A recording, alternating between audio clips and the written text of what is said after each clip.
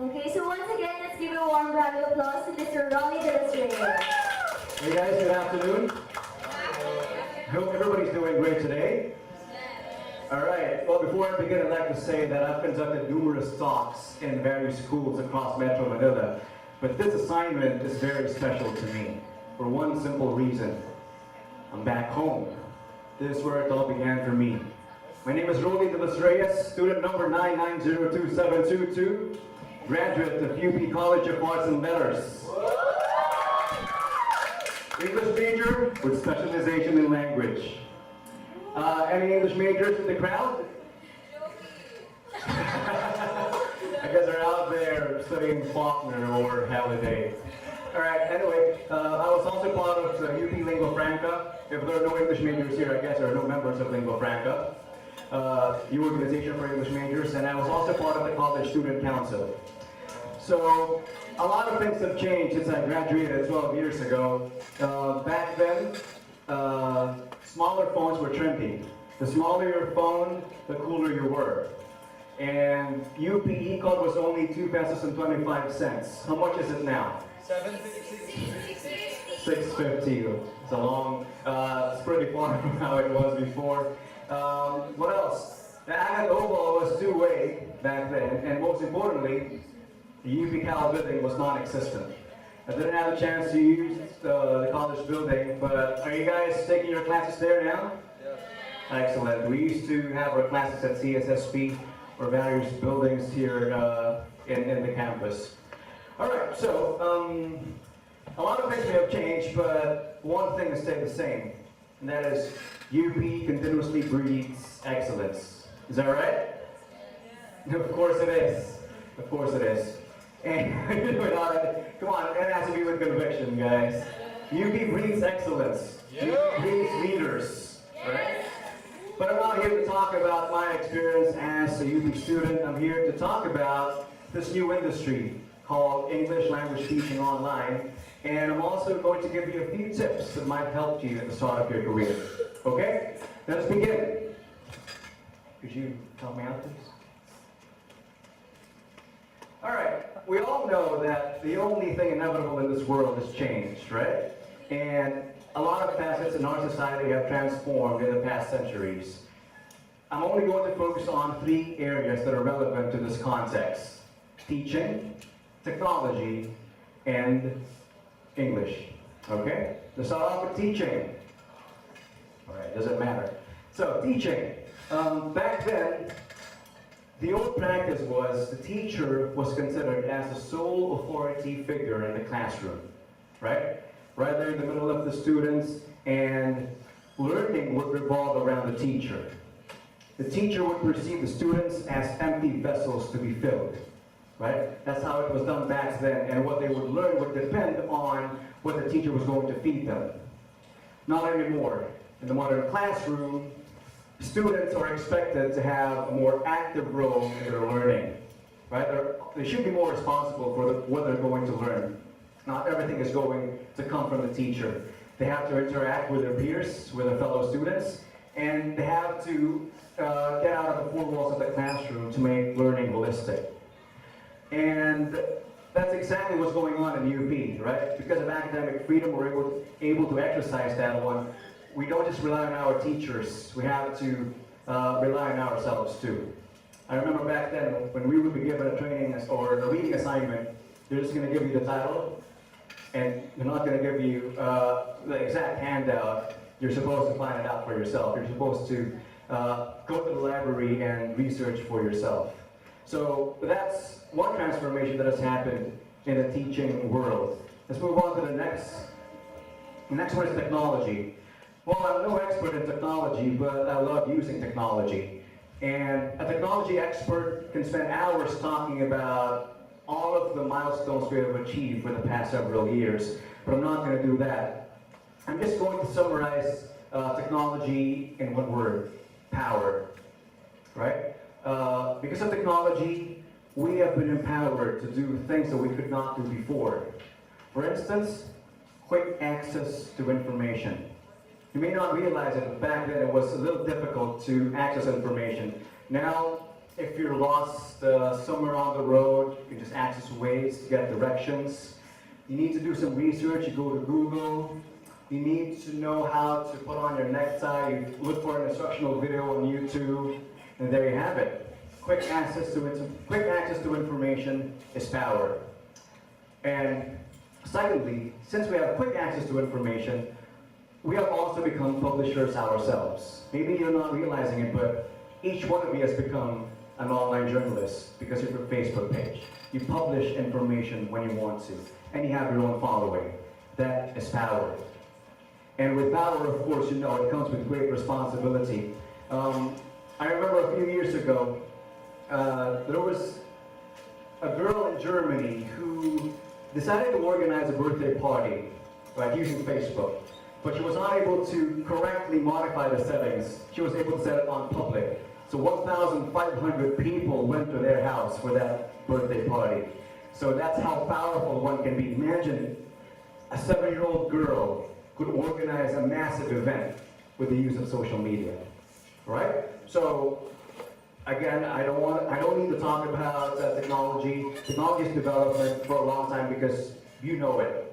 So let's move on to the next part, and that is English. A subject that is very close to my heart. That's what I took up back in college, and I'm still taking up my master's in language education.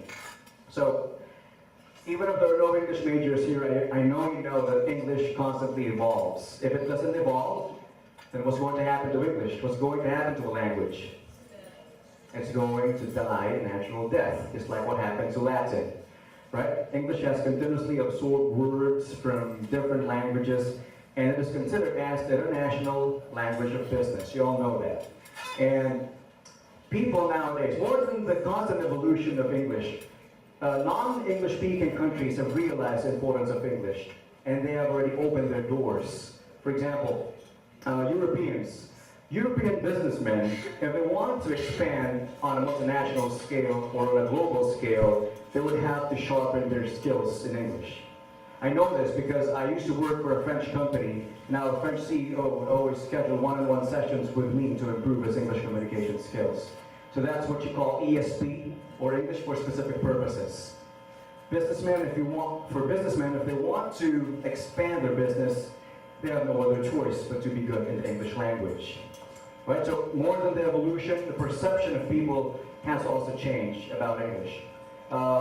Even Asian countries, for instance, Chinese, right? They closed their doors for a long time, but now they realize the importance of English.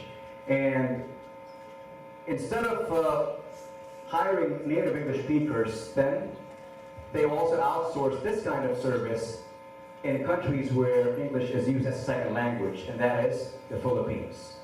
And you may have noticed this, you may have heard of different English schools in the country, because what happens is entrepreneurs from Asian countries, they put up English schools in countries where English is used as a second language, just like here in the Philippines. That's why you see a lot of Koreans, Chinese, Japanese are peppered all over the place because they want to learn English through us. So that's one way of doing it, but the other way, and the more efficient way, is to use technology. All right, that's why, if we move on to the next slide, you will see the merger of these three components: teaching, English, and technology. The merger of these three components paved the way for the birth of English language teaching online industry. So I'm not going to convince you to work at 5-1 Talk, but have a look and see if it works for you. Earlier, the host asked questions if someone's going to pursue a career in education. No one raised his or her hand, so perhaps you haven't thought about it yet. But have a look and see what we can offer. All right, so let's move on to the next part of this presentation. For me, this is more vital. I'm going to offer tips on how to pass the interview. First, I'd like to say that I've been working for 12 years and I've met a lot of people, and they've told me, I'm not into sales. I cannot sell a product if my life depended on it. That's not true. It's impossible for you not to be able to sell something, because the first thing that you're going to sell is yourself, right? You're not going to sell your flesh, of course. You're going to sell your skills and your services to the employer. You have to buy the confidence of the person you're talking to during the interview because they're going to invest in you. Every month they're going to pay you. So that's the first thing you're going to sell, your skill set. So that's the mindset you need to have. You need to sell yourself well. The first tip, well, a lot of books have been written about tips on how to ace an interview or pass the interview. So I'm only going to scratch the surface here. It's just the tip of the iceberg. We're going to focus on 3 things. The first one is knowing your strengths and weaknesses. Well, none of you have working experience, right? But as a student at the university, I'm sure you can have a long list of skills that you have gleaned from your stay at UP. As a student, or as a student leader, or as an officer in an organization, you got to have your inventory of skills before you attend the interview. So what are these skills? Of course, communication skills, technical skills, use of Microsoft Word is an important skill. Use of Microsoft Office, PowerPoint, Excel, organizational skills, time management skills. Have an inventory of your skills and see if these skills match the needs of the employer. All right? So inventory is important. It's also a trick question because it'll always ask you, what are your weaknesses? Right? Of course, you don't want to expose your weakness, but the thing is, when you tell them of your weakness, there has to be an action plan right after.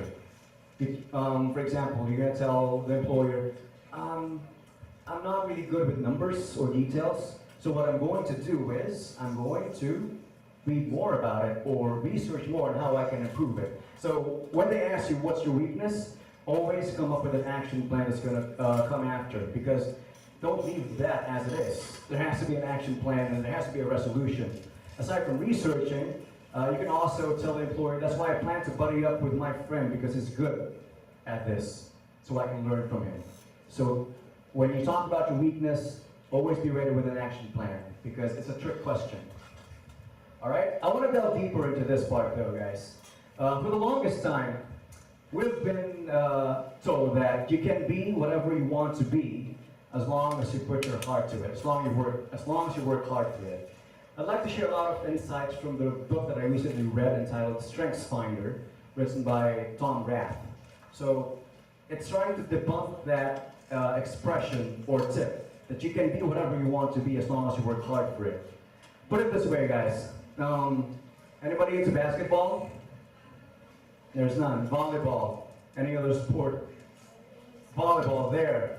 Okay. For example, someone wants to join the volleyball team in her first year, but she just doesn't have the skill set for it. She doesn't have good coordination, she has bad reflexes, poor eyesight, she can't jump high, so no skill whatsoever. What that person is going to do is she's going to attend summer camps or sports camps in order to improve her skills, right? So she's going to try out after 1 year, doesn't make the cut. After 2 years of trying, still doesn't make the cut. 3 years, no effect. In her 4th year, she's able to make the cut, she's able to join the varsity team, and she's able to play for a few minutes. Well, it's a good story of determination, but my point is, imagine all the effort that you put in just to improve your weakness. But if you just don't naturally have it, it's different compared to someone who naturally has that skill. You get what I'm saying? This simply goes to show that we can already force it if we were not born with that talent, right? Of course, I'm not asking you to give up if you really want to achieve something, but it's something to think about, guys. Instead of following the advice that you can be whatever you want to be as long as you work hard for it, why don't you try this out? You can be more of what you already are. Right? Let me repeat that. You can be more of what you already are. You have your God-given talents. Like what I've said, work on an inventory of your skills and see what you're good at. And maybe it's wise not to put yourself in a position where it's going to be a disadvantage for you because you have the weaknesses that can work against you. So why apply for a job if you know that you're not naturally cut out for it? Right? So check your skills, have that list of skills, and try not to force it if you don't have it. It's that simple. All right? I know that as young kids we were taught that way, but something to think about. Know your strengths first before you venture into something which you're uncertain of. All right, let's move on to the next. Be goal-driven. I think it's important for you to establish this right off the bat because if you set your goals somewhere in the middle of your career, let's say at 25, 30 years old, it's going to be too late. Because once you have your goal in mind, that's your end destination. You're about to start the journey and you don't know where to go because you don't have that goal. Right? If you have that goal set, then you're able to equip yourself with what you need in order to cruise and easily get to that destination. Right? So, do you have this habit of writing down your goals? Do you? Have you ever written down a goal? Or all of your goals are in your head? You write it down?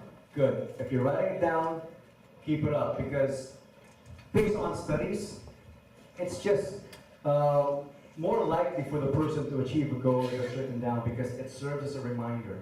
And it's going to make you rethink, hey, what have I been doing for the past several years? I haven't been doing anything to help me attain that objective. So write down your goals and make sure that the goals are SMART. I'm sure it's not the first time that you've encountered this acronym, right? SMART stands for, well, you have it there on the screen. Specific, measurable, attainable, relevant, and time-bound. Okay? So, very quickly, I'm going to explain each. Specific, of course, it has to be measured. It has to be quantified. It has to be a number. Otherwise, it's going to be difficult to see how far you've gone. Have you guys seen the movie American Sniper? Yes. Some of you have? Okay. There's one particular scene there where there's an advice, aim small, miss small. Right? So if you aim, for example, if you aim for the chest, it's a big target, and if you miss, then you miss the man entirely. If you aim for something smaller that is part of the chest, let's say a button, and if you miss the button, you still hit the man. So it has to be very specific in order to underpin what you really want. And to be specific, it has to be quantified by a figure. So people always say, I want to lose weight. Really, come on, how much weight do you want to lose? So put a figure, 10 pounds, for example. Let's move on to measurable. That's easy because if your goal is specific, you can easily measure it. You can just ask yourself if you're able to do it or not. Or check the weighing scale, right? That will allow you to measure what you have achieved so far. Next one, attainable. Keep this in mind, guys. No one knows yourself better than you. So you know what you're capable of achieving. And sometimes you also need someone to coach you and tell you what you can do and what you cannot do. For example, don't set a goal that is too easy. Let's say you know that you're smart and you have an upcoming test. You want to get let's say you just want to pass 50 out of, what's the passing? 80, right? Here at UP, it's 80. You want to get 80 out of 100, but if you know that it's going to be too easy for you, why set that goal in the first place? Aim for a higher score. Similarly, don't set a goal that is too difficult for you to achieve. Why? Because you're just going to give up eventually. You know that whatever you do, you're not going to get a perfect score. Same in running. Anybody into running here? Running, all right, let me just set an example. 5-kilometer run, right? Your best record, according to your track record, your best record for 5 kilometers is 25 minutes. So, when you set your next goal, maybe it's just a little faster than that, maybe 23 minutes. You cannot set it to 15 minutes because that's just too difficult for you. So gradually you can improve your performance because you can track your record. So that is the attainability part. Know what you have accomplished, check your track record. Don't make the goals too easy and don't make your goals too hard. Next one is relevant. Very simple acronym I'd like to share, WIFM. You've heard of that, right? What's WIFM? WIIFM. It's what's in it for me, right? Why do you have to pursue this in the first place, right?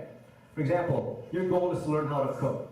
Like in my case, that's not really gonna work for me. It's not relevant because I know my wife is there to cook. I mean, I'm just saying that I do all of the chores and she does the cooking. So, regardless of what I do, I'm not just gonna be motivated because I know she's there.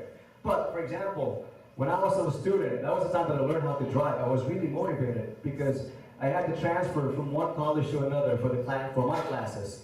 So it really drove me to achieve that goal. That was a very relevant goal for me, to learn how to drive because of the circumstances surrounding me. And lastly, time bound, very simple. Your goal cannot go on forever, so there has to be a limit or a deadline for your goal. All right? So let's have one quick example of a SMART goal. By the end of 2015, I will have lost 20 pounds by working out and running 5 kilometers every week in order to be healthy. So I'm just taking it one step at a time. So if you're going to break down that long goal, it's SMART. By the end of 2015, time bound, right? I would have lost 20 pounds, specific and measurable. Attainability, by working out and by running 5 kilometers every week. Relevance, in order to be healthy. And that is a SMART goal. Okay? And lastly, go straight to the point. This actually starts off with your resume, guys. It's not the contest of length. You had your resume writing seminar a few days ago. You attended, did they have one? Resume writing. So I don't need to dwell here, but you already know that it shouldn't be that long. And I think it's a line from Shakespeare: brevity is the soul of wit. So speak concise. So some of you smile, maybe you've encountered that line: brevity is the soul of wit. Just try to be concise, because whenever you talk to someone in a corporate setting, remember that it's not a thesis defense. So I know you may know a lot of profound words, but remember that there are two fields of communication. You have academic and you have business. In the business world, you cannot afford to be too flowery, especially in business email, because you are just blurring the message. We're not here to impress people. Of course, we gotta face facts. As students, we want to impress our teachers, right? And we want to make use of a wide range of vocabulary in order for us to get a good grade. It's understandable. Even authors, they make use of difficult words because that's how it goes. But not in the business world. Try to be brief and try to be concise, and always get straight to the point. When they ask you questions like what can you do, always cite experiences that you have that can really relate to the job at hand. All right? And I'd like to end by saying that as UP graduates, you feel that you're invincible. I've been there, right? Being a UP graduate alone is a strength, because there's that sense of pride and arrogance. Come on, let's face it, right? But here's the thing, guys. Don't be too full of yourselves, otherwise you'll make a fool out of yourself eventually. Yes, of course, we know that we're up there. It's part of being a UP graduate, but remember, it's always day one, and there's a lot to learn out there. Of course, it's a big plus that we're UP graduates. I think that thing that separates us from other schools is that our aptitude is really high, meaning our capacity to learn is really high. So even if you were not trained for it, you can easily adjust to the task. For example, it never helped me that I knew when Shakespeare was born, right? I never used that in the corporate world. Or I have memorized sonnets of Shakespeare till I compare thee to a summer's day. Thou art more lovely and more temperate. Rough winds do shake the darling buds of May, and summer's leaves have all too short a day. None of that helped me in the corporate world, all right? So my point is, the good thing about our training here is our capacity to learn and adjust to new tasks. It's our aptitude that separates us from the rest, all right? So I'd like to say that you have this world of opportunity ahead of you. Stay humble, stay awesome, serve your country. All right, thanks very much for listening, guys.